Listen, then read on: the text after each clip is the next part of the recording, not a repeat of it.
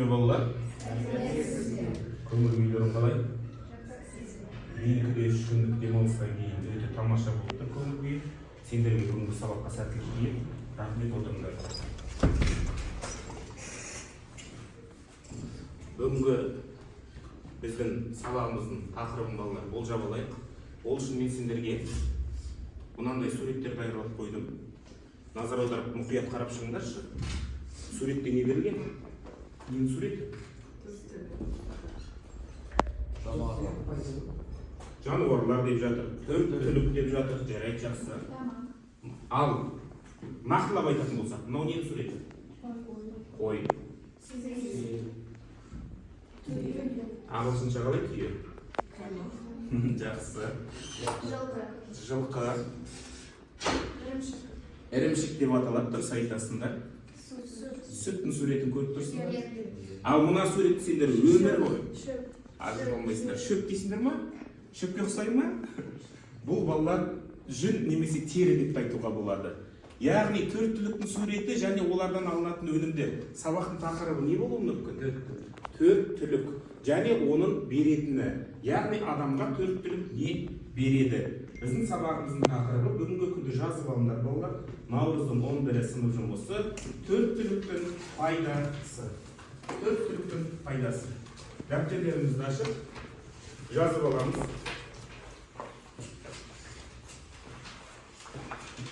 Сондай-ақ мен сендерге бүгінгі сабағымыздың оқу мақсаттарын таныстыра кетуді жөн көремін балалар. Наурыздың 11-і сынып жұмысы төрт түліктің пайдасы. Бүгінгі сабақтың соңына дейін балалар, біз мынандай оқу мақсаттарына жетуіміз қажет. Бұл диалогқа қатысушылар коммуникативті жағдаяттың талаптарына сай сөйлеуші және тыңдаушы позицияларын еркін ауыстыруы және мәтіндердің идеясын, мақсатты аудиториясын салыстырып, талдау жасай алуы.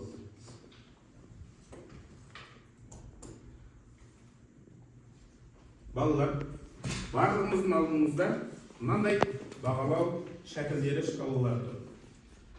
Аты жөндеріңді жазып қойыңдар өздеріңнің. Милана, Саша, Тамина деп аттарыңды жазып қойыңдар нақты тұсына қаламмен. Аттарыңды жазып қойыңдар. Әли, Дархан аттарыңды жазыңдар.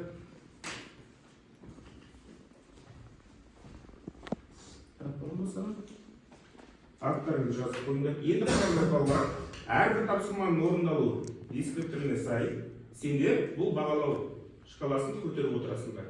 1, 2, 3, 4, 5 деп. Яғни сабақтың соңында біз барлық 10 жоғарғы ұпайға жетуіміз қажет. Түсінікті ғой, иә? Аты жөндеріңді жазып қойыңдар ма? Жазып қойыңдар. Өткен сабақта естеріңде болатын болса, біз сендермен ашық және жауап сұрақтарды қарастырған болатынбыз болды. Үй жұмысын тексеріп алайық. Мен сендерге мынандай 2 сұрақ ұсындым. Астана қай жылы Қазақстан Республикасының астанасы мәртебесін алды? Және екінші сұрақ, Астана неге Алматыдан Астана қаласына көшірілді? Қалай білесіңдер? Бұл сұрақтың қайсысы ашық, ал қайсысы жабық? Бірінші сұрақ қандай? Қай жылы Астана мәртебесін алды? Жабық сұрақ дейсіңдер. Қазір оны дәлел дейсіңдер. Екінші сұрағымыз, Астана неге Алматыдан Астана қаласына көшірілді дейді? Бұл ашық сұрақ дейсіңдер. Ал енді себебін айтыңдаршы балалар. Неге? Жабық сұрақты сендер балалар бір ғана жауабы бар. Солай ма? Бір ғана жауабы бар. Қазақстанның астанасы Астана қаласы 1997 жылы алынды. Яғни бұл өздерің дәл айтқандай, дәл тапқандай жабық сұрақтың қатарына жатады екен. Ал егер енді Астана неге Алматыдан Астана қаласына көшірілді дейтін болса, бұл жерде жауап нұсқалары әртүрлі болуы мүмкін. Ол жәнегідей оңтүстіктен орталық Қазақстанға ауысып келді. Ол жерде географиялық жағдай қолайсыз болды. Немесе жаңа Астана құру сол кездегі елбасы Нұрсұлтан Әбішұлының үлкен бір идеясы болды деген сияқты түрлі жауаптарды алуға болады. Енді дескриптор бойынша балалар, бір көтеріп қойыңдар, ұпайға сұрақтарды дұрыс ажырата алсаңдар. Яғни ашық сұрақ және жабық сұрақты таңдаған болсаңдар. Енді біз толықтай тақырыпқа енеміз балалар. Бізде төрттіліктің пайдасы тақырыбындағы сабағымыздың бірінші тапсырмасы. Бұл Білімленд платформасынан жүктелген видео үзінді мұқият тыңдап қараймыз. Сәлем, Алан. Қандай кітап оқып отырсың? Сәлем, Дана. Төрттіліктің пайдасы туралы кітап оқып отырмын. Төрттілік деген не? Қазақ халқы үй жануарларын төрттілік мал деп атаған. Үй жануарлары жылқы, түйе, сиыр, қой, ешкі. Жылқы, түйе, сиыр, қой, ешкі. Төрт емес, бесеу болып кетті ғой. Дұрыс, Дана. Үй жануарларының саны бесеу. Қой мен ешкіні бірге бағатын болған соң, екеуін бір түлік деп қараған. Енді түсіндім. Халқымыз төрттілік малды ерекше қадірлеген. Малдың етін, сүтін тамақ ретінде, жылқы мен түйені көлік ретінде пайдаланған. Көлік ретінде қалай пайдаланған? Ерте заманда адамдар қазіргі машиналардың орнына атпен, түйемен жүрген. Мынау кімдердің суреті? Бұлар төрттіліктің түрлері. Түрлері, олар кімдер? Білмеймін. Кел, оны Зияттан сұрайық. Сәлем, Зият. Бізге төрттілік малдың түрлері туралы айтып берші. Сәлем, достар. Қазақ ертеден мал баққан халық. Бабаларымыз әр малдың өзінің атасы, түрі бар деп білген. Оларды төрттіліктің иесі деп те атайды. Жылқының түрі қамбар ата, түйенің түрі ойсыл қара, сиырдың түрі зеңгі баба, қойдың түрі шопан ата, ешкінің түрі сексек ата. Рахмет, Зият, көп мәлімет бердің. Келесі жолы мен саған төрттілік малдың пайдасы туралы айтып беремін. Қазір таза ауаға шығып, серуендеп қайтайын. Жақсы, кеттік. Назарларыңа рахмет, балалар. Олай болатын болса, сендерге осы тыңдалған бейне үзіндінің негізінде мен мынандай тапсырманы ұсынатын боламын.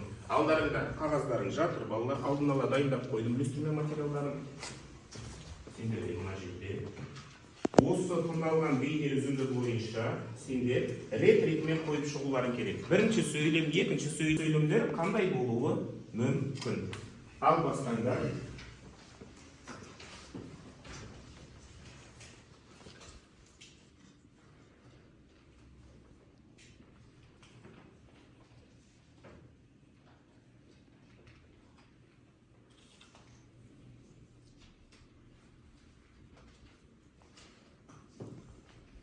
Бейне материалдар мазмұны бойынша рет-ретімен орналастырып шығуларың қажет.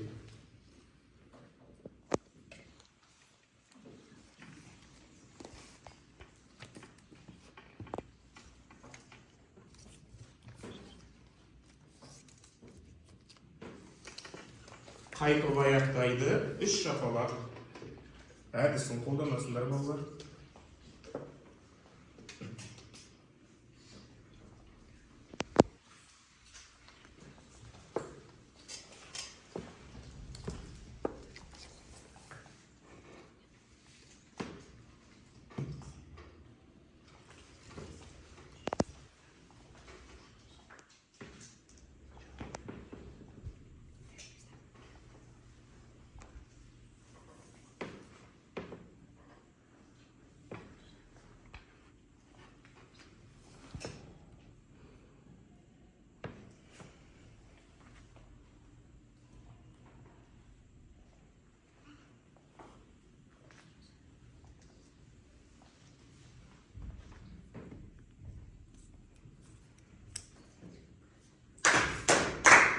Тамаша. Екінші тобымыз аяқтап үлгерді. Бірінші топқа тағы бір мезгіл уақыт береміз.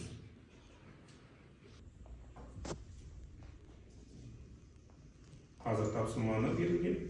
Қаншалықты дұрыс орындағандарыңызды тексеріп шығыңыз. 3 тұжырымдама қалды.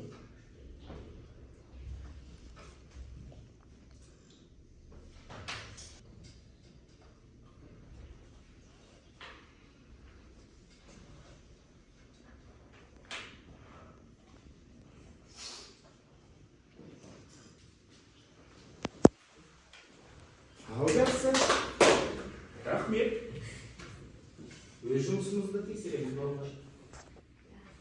Қарап шығыңдар. Экранда мен дұрыс нұсқасын шығарып қойдым.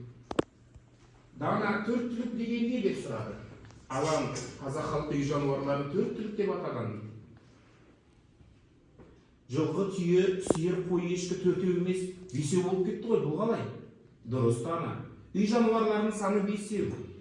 Қой мен ешкіні бірге бағатын болған соң екеуі бір түлік деп қараған. Енді түсіндім. Мынау кімдердің суреттері? Бұлар төрт түліктің пірлері. Пірлері? Олар кімдер? Білмеймін. Кел оны Зияттан сұрайық. Содан кейін Зият жылқының пірі Қамбар ата, түйенің пірі Ойсыл қара, сиырдың пірі Зеңгі баба, қойдың пірі Шопан ата, және ешкінің пірі Сексек ата. Халық малды себепсіз соймаған, тіпті ұрмаған. Олай қылса малдардың пірі ашуланады деп, түсінген деп Зияттың сөзімен аяқталынады. Егер тапсырма қатесіз орындалған болса, 2 ұпайға шәкірттеріңізді бағалау көтеріп қоясыңдар. Ал егер қатемен орындалған бір қатесі болатын болса, 1 балл қоясыңдар өздеріңе. Егер қате бірден көп болатын болса, балалар, онда шәкірт көтерілмейді. Яғни, бұл жерде ұпай бермейді. Түсінікті ғой? Түсінікті ме, балалар? Жақсы. Жақсы.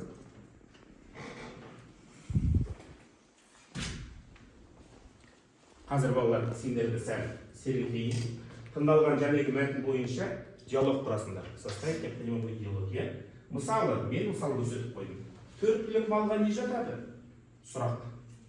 Жауабы, төрттілік малға түйе, жылқы, сиыр, қой мен ешкі жатады. Келесі топ тағы да сұрақ қояды, оған жауап беріледі. Бұл үшін балалар сендерге сұрақ құрастырғандарың үшін 1 ұпай, және қарсы топтың сұрағына жауап бергендерің үшін 1 ұпаймен бағаланатын боласыңдар. Сендерге балалар қойылатын сұрақтың 3 сұрақтан құрап шығарсыңдар. Қанекей бастаңыздар. 3 сұрақ. Жәнегі мәтіннің негізінде. 3 сұрақ. Бұл топтық жұмыс, яғни бірлесіп орындайсыңдар. Бұл топтық жұмыс, бірлесіп орындайсыңдар. Астаңыздар.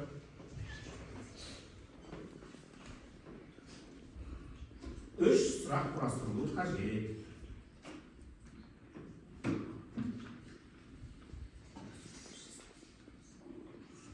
Мен мысалын көрсетіп қойдым.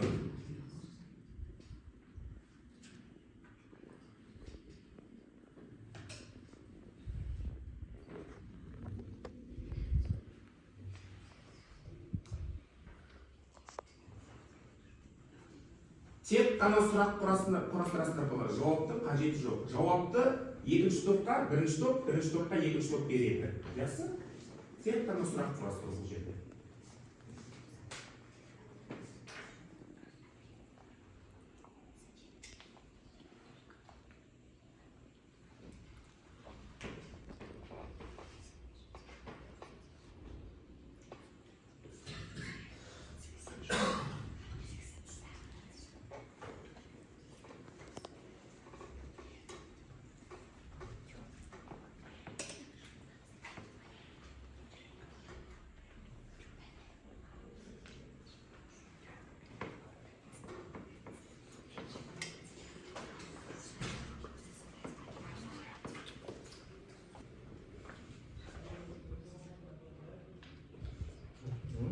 Бірінші сұрақ дайын.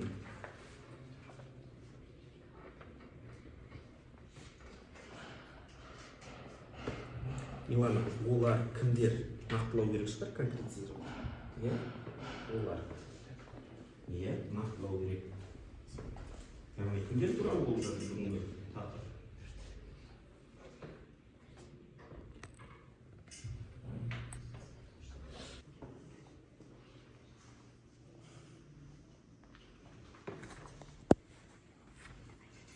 Екінші сұрақ дайын болды. Сіздерде ше? Жылдам болды ма? Сұрақ болды.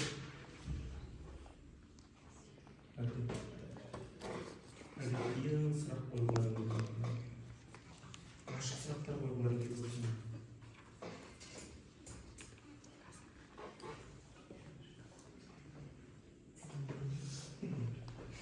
Жақсы. Әне екінші сұрақтарыңда дайын бол.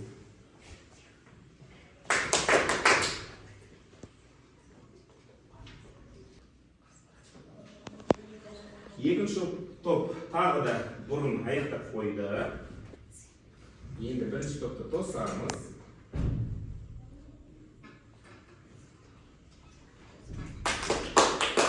Тамаша, жақсы.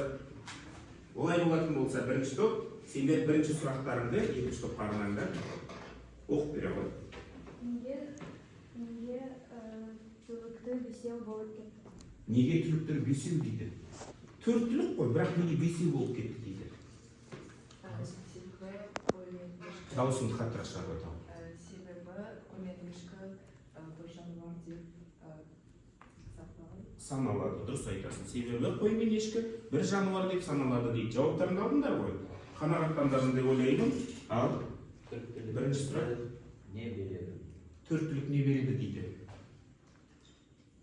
Төрт түлік не береді сендерге? Сұрақ. Жылқы. Иә, жылқы не береді? Ал. Жылқы, ешкі. Жоқ, не береді дейді. Не береді? Олар не береді? Адамға не береді олар? Ет. Ет. Жүн. Сашадан басқа тағы да жүн, сүт деп жатыр тағы. Қымыз. Шұбат дейді. Тамаша. Иә, ол түйенің сүті қымыз дегеніміз. Қымыз. Көлік. Биенің сүті ал. Көлік. Тамаша. Көлік. Яғни ол адамға көлік деп болады жылқы. Тағы. Бар ма? Бірінші суреттегі естеріңе түсіріңдерші, тағы не болды? Ірімшік болды. Және тіпті жүн терісінен аяқ киімде тіккен деп айтылды, иә балалар, бізде бейне үзіндіде мазмұны бойынша. Тамаша. Енді сендердің сұрақтарың екінші топқа. Сен не ойлайсың? Төрт қазақ халқына маңызды болды. Сен не ойлайсың? Не себепті төрт түлік қазақ халқы үшін маңызды дейді? Маңызды. Тамаша сұрақ меніңше. Ашық сұрақ. Ауыз керек. Себебі ол халықтың берекесі. Тамаша жауап мен ойымша. Халықтың берекесі. Шын мәнісінде де қазақтың өмірі осы төрт түліктің тығыз байланысты болған. Егер малы жоқ болатын болса, оның өмір сүруі де қиындар еді осы халықтың. Иә? Енді сендердің сұрақтарың. Түліктің пайдасы қандай? Төрт түліктің пайдасы қандай дейді? Кейбір сұрақтар қайталанып жатыр екен. Қандай пайдасы бар? Және сендер айттыңдар, иә, барлық беретін дүниелер тағы. Ол қазақ халқына көлік. Қазақ халқына көлік, иә. Ет. Яғни тамақ, иә, жалпы айтқан кезде ол тамақ болады. Сондай-ақ, егер олардың аяқ киім жасайтын болса, емес? Киім дұрыс айтасыздар. Және киім де болады. Бүкіл өмірінің барлығы тек қана осы мал шаруашылығына байланысты екен. Тіпті балалар отынға да пайдалануға болады. Солай емес пе? От жаққан кезде де сендер не істейсіңдер? Сиырдың тезегін, жапасын пайдаланады делінеді. Сіздердің сұрақтарыңыз? Сен не ойлайсың? Төрт түлік түрлері бар. Сен не ойлайсың? Қандай төрт түліктің түрлері бар дейді? Ал төрт түліктің түрлерін естерімізге түсіреміз тез-тез. Сексек ата ол кімнің пірі? Немесе ненің пірі? Қазақ тілінде ненің пірі дейді, балалар? Ал ешкінің, жақсы. Ары қарай жылқының пірі? Қамбар ата есімізге түсті. Сиырдың пірі? Зеңгі. Баба. Түйенің пірі? Ойсылғара. Және қойдың пірі? Шопан ата. Сендердің соңғы сұрақтарың? Сиыр не береді? Сиыр не береді дейді. Осындай бір оңай сұрақ қойыпты соңына тамам. Сүт. Ау, сүт береді, ет береді, тамақ, иә, ау, жүн береді. Иә, тері әрине, иә, тері деп айтады, иә. Тері, ол теріден не тігіледі балалар? Теріден не тігіледі? Теріні қалай пайдаланады қазақ халқы? Киім әрине, ол киім болған бұрында. Сондай-ақ қайыстан әрине олар ер-тоқым, ер-тұрман ат-әбзелдерінде дайындаған екен. Барлық осы айтылған дүниенің барлығы шынында да балалар тек қана адамның, халықтың пайдасына жүзеге асқан екен. Егер сендер сұрақ құрастырсаңдар, әрине сұрақ құрастырыңдар, бір ұпайдан өздеріңе көтеріп қойыңдар, бағалау шешім балалар. Қарсы топ сұрақтарына да жауап бере алдыңдар, үш сұраққа да. Сондықтан еш ұялмай, қысылмай, әділетті түрде тағы бір ұпай беріп көтеріп қоюларыңа болады. Мен сендерді сәл сабақтың ортасына жақындағы серімтіп алайын, орнымыздан тұрамыз. Қабырға, еден, төбе. Қабырға, еден, төбе. Мен сендерді қазір шатастырамын балалар. Мен төбе деймін, төбе, міне тұр бізде, төбе. Бірақ өзім еденді көрсетемін. Еденді. Жоқ, сендер тек қана қолдарыңмен көрсетіп тұру керек. Мен айтамын. Қабырға, еден, төбе, еден, қабырға, еден. Тамина еден, тамаша, төбе, қабырға, төбе, еден, қабырға,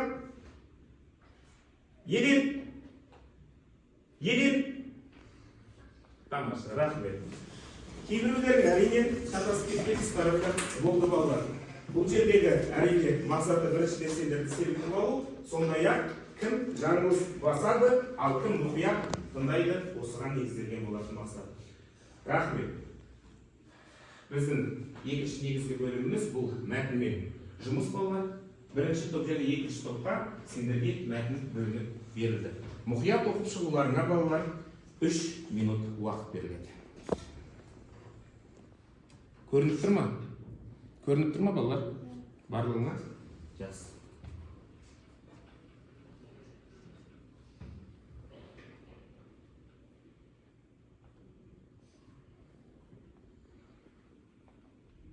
Әр топ өзінің мәтінін оқиды. Бірінші топ, екінші топ.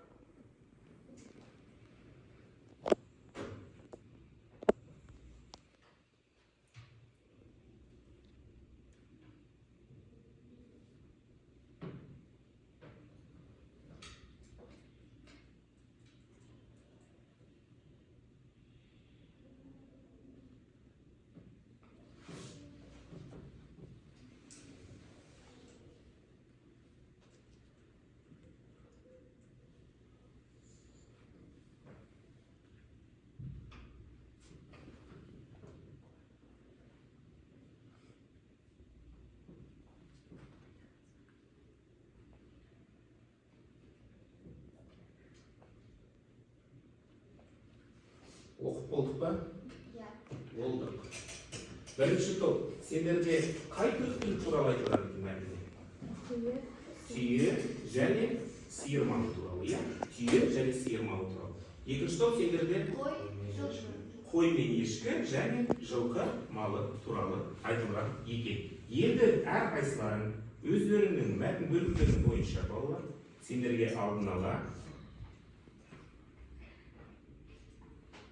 дайындалған мына Lumio платформасы арқылы берілген сұрақты орындауларыңды өтінемін.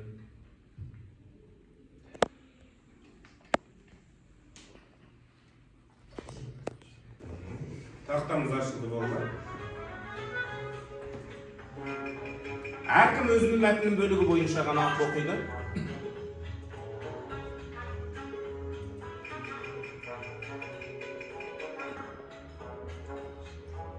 Ол шөлге шыдамды емес.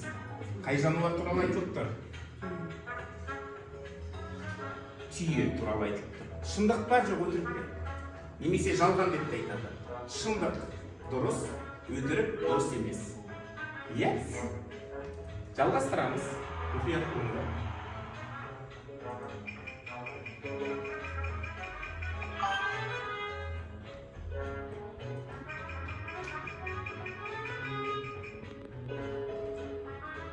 Қойдың еті жеңіл, сүті өте құнарлы. Шындық? Жақсы. Екінші топ. сендер қой, ешкі және жылқы туралы болған болатын. Не себепті? Қойдың еті жеңіл дейді.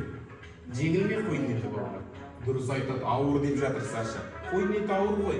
Сүті өте құнарлы, ол дұрыс, бірақ жеңіл емес.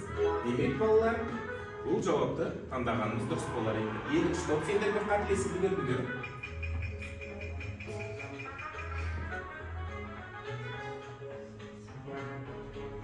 Сиыр отбасының асыраушысы. Шындық, өтірік. Шындық, өтірік.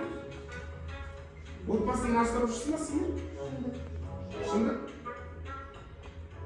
Дұрыс дейді. Келесі сұрақты қараңыздар.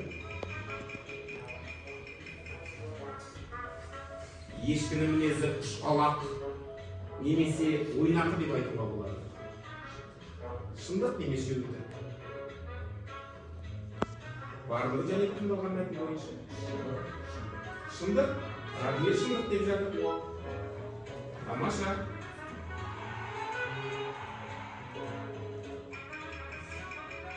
Бірінші топ белгілерек боламыз.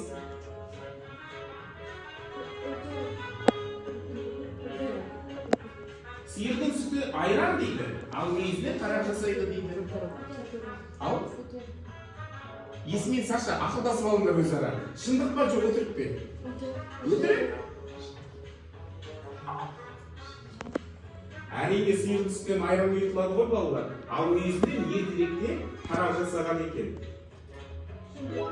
Шындық қаржымаса.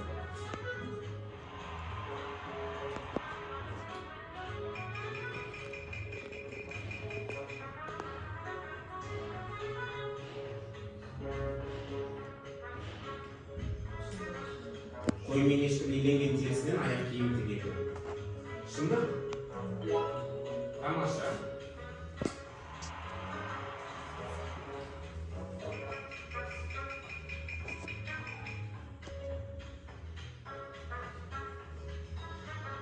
Түйе сүтінен шұбат, балғайлап жасамайды. Шындық? Балғаймақ балалар, дәл осы түйенің сүтінен жасалады екен.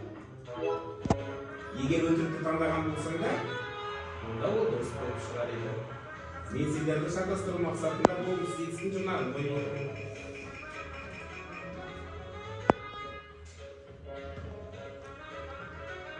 Ешкі жүнінен кілемдер, текеметтер тоқылады. Шындық деп Зере жауап берді. Алайда балалар, қойдың жүнінен түрледі, иә? Ешкінің жүнінен көп жағдайда шұлық немесе шәлі тоқылады. Енді біраз сұрағым бар сендерге.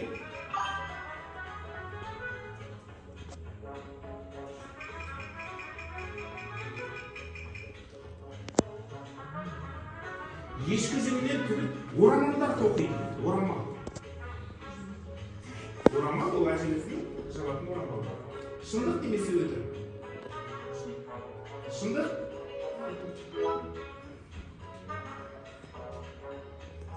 Жарайсыңдар.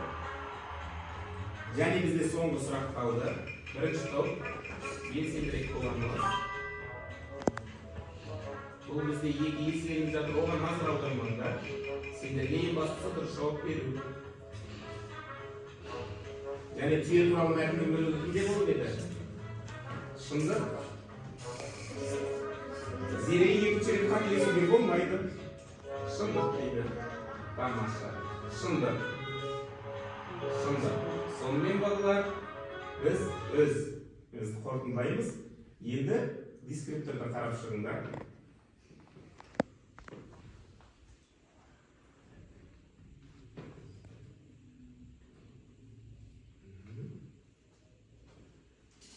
Егер дұрыс орындалған болатын болса, дұрыс орындадық па? Дұрыс орындадық па біз? Бостарсың ма? Жоқ деп жатыр. Қателесу орын алды. Егер бір қатемен орындалған болса, бір қатемен балалар. онда 1 ұпай өздерің бағалау шәкірттеріңді көтеріп қоясыңдар. Ал егер қате бірден көп болса, бірнеше рет қателескен болатын болсаңдар, өкінішке орай 0 ұпай алатын боласыңдар. Осы жерде балалар, мен сендерден бір өтініп сұрайтын, және сендер диалог құратындар, сұрақтарға өзара жауап беріп жатыңдар. Сондай-ақ Лумио платформасындағы сұрақтарға жауап беріп жатыңдар. Бір-бірлеріңді бағалап өтіңдерші, ауызша кері байланыс беріп өтіңдерші. Бірінші топты, екінші топ бағалаңдаршы. Бағалаңдаршы.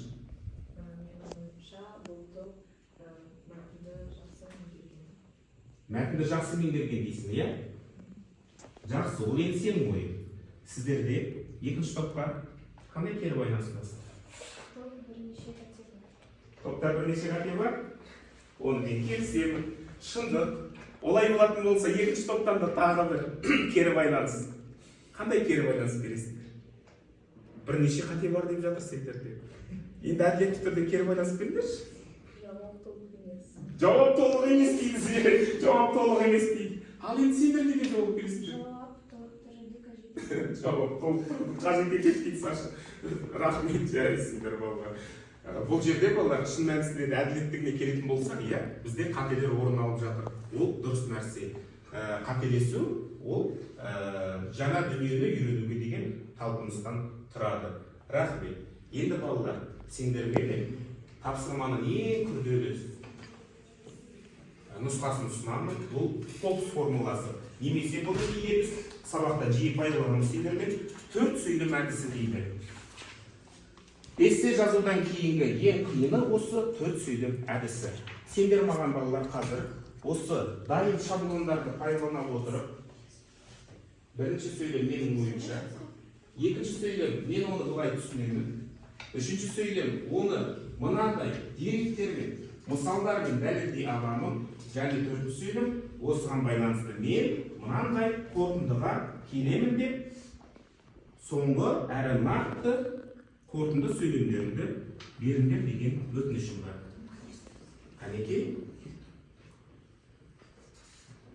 Жазып өтіңіздер.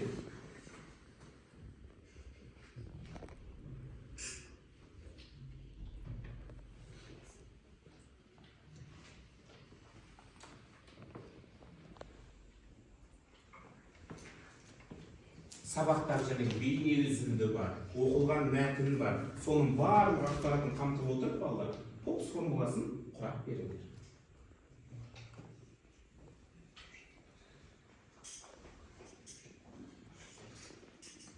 Жеке қиналсаңдар балалар, топтық жұмыс орындауға болады, топпен бірге.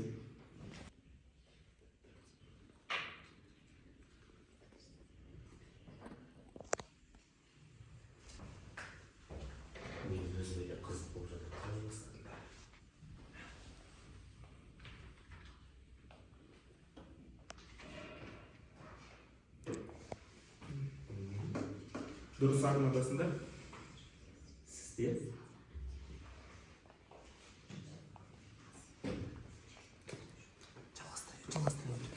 жалғастырып жаза бер. Уақыт бар болма.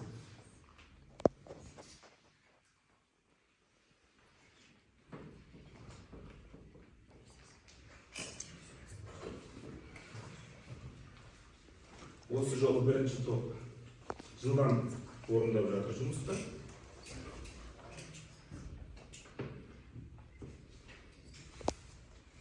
Ұсынылған шаблонды пайдалана отырып.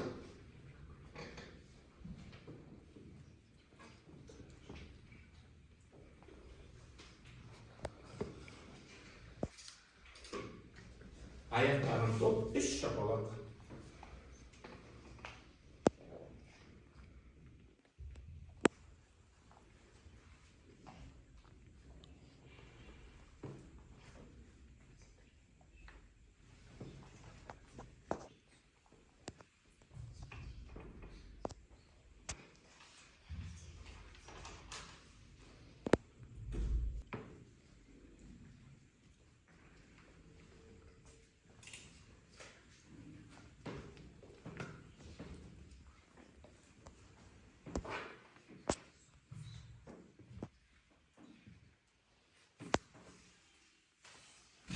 Жауап толықтыруды қажет етпейтіндей 4 сөйлемді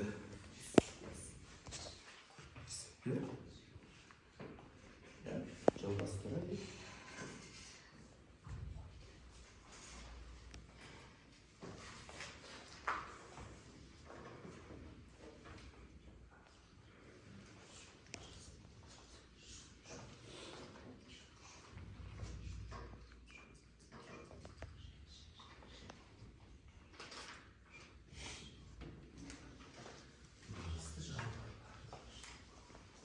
Бұл суммасын аяқтаймыз және оқып береміз.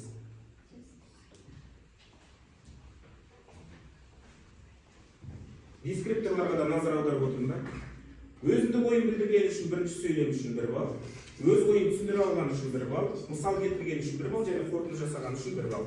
Сонымен ал қайта оқып береді бұл суммасын. Бірінші топ. Менің ойымша төрттілік қазақ халқына өте маңызды.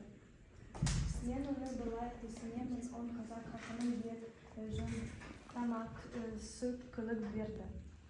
Оны мұны деректермен, мысалдармен дәлелдей аламын. Ежелгі сиыр, қой, жылқы өте маңызды болды. Осыған байланысты мен шынындай қорытынды шешімге келдім. Төрттілік өте маңызды. Рахмет. Бірінші топ, екінші топ. Сіздерде төрт сөйлем әдісі. Менің ойымша төрттілік халықтың берекесі. Мен оны былай түсінемін, олар тамақ, көлік, асық мен киім береді. Екінің бірінші топпен ойларын үндесіп жатыр екен. Үшінші сөйлемі. Оның ертемен мысалдармен түсті мақала. Төрттілікті қадірлеу керек деген қорытынды, тамаша қорытынды жасапсыздар. Енді олай болса, мен де сіздермен қорытындыны жасағым келіп тұр балалар. Қазір телефон камераларын менің экранға шығарған QR кодыма бағыттап 3 сұраққа жауап бере кетсеңдер, Mentimeter платформасы арқылы құрылған рефлексияға. Бізде 3 сұрақ болған болатын балалар. Бұл барлығы түсінікті және түсінбеген жерлерім бар, сондай-ақ ештеңе түсінбедім деген өздеріңіз көріп отырғандай бізге жауап беріп өткен қазіргі балалар, үлгерген балалар 8 екен, соның жауап нұсқалары барлығы бірінші бағанада тұр екен. Сендерге көптен көп рахмет балалар. Енді үй жұмысын жазып алыңдар.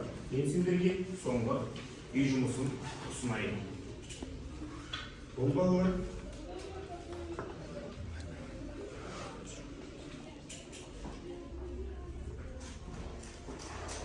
төрттілік малды қалай шақырады? Төрттілік малды қалай шақырады?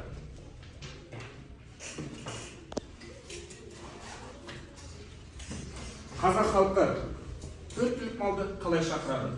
Осыған байланысты сендер осы сұрақтың негізінде жауап жазып келсеңдер. Сиыр малын қазақ халқы қалай шақырады? Түйені қалай шақырамыз? Жылқыны қалай шақырамыз? Ал қойды және ешкіні қалай шақырамыз? Осы сұраққа үйде жауап іздеп келсеңдер. Рахмет, сабақ аяқталды, сау болыңдар.